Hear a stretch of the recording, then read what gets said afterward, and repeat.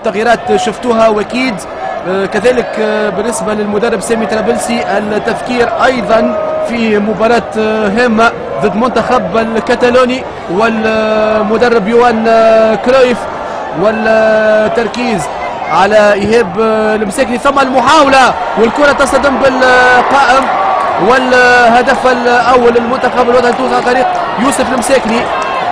اذا يوسف المساكني بعد كره من امين الشرميتي. اذا امين الشرميتي اذا بالطبع كان معناها الاخوين في الكره الاخيره. نشوفوا المحاوله من ايهاب المساكني، التوزيعه من ايهاب المساكني، التصويبه كما جات بالنسبه لامين الشرميتي، وفي الموقع المناسب يوسف المساكني يفتتح النتيجه للمنتخب الوطني التونسي.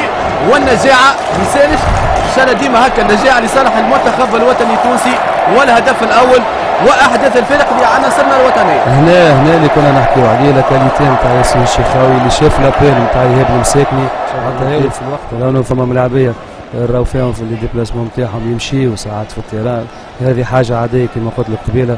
شوفوا هوني ياسين الشيخاوي ممتاز، والامداد دائما لايهاب المساكني عنده فيستا ورؤيه.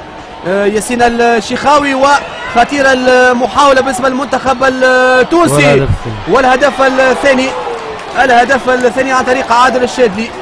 اذا المنتخب الوطني التونسي عن طريق عادل الشادلي دائما الانطلاقه تكون من ياسين الشيخاوي، وكره ممتازه قويه بالنسبه لعادل الشادلي.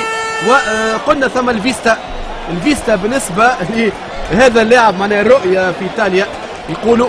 نشوفوا الكره الاخيره من عادل الشادلي، دائما امين الشرميتي، يرجع امين الشرميتي لعادل الشادلي وبكل قوه يغالط دفاع منتخب الباسك 2-0 للمنتخب الوطني التونسي بعد اهداف يوسف المساكني وكذلك عادل الشادلي. انت حكيت على فيستا تو هتلاقي هذا ماتش الايطاليان نتاع المنتخب نتاعنا، ماتش دفاعي نجاعه 100%. زوز كور براتيكمون جاوا كهو تقريبا في الشوط الثاني زوز تمركاو سي تري بيان كي تمركي فما ريوسيت.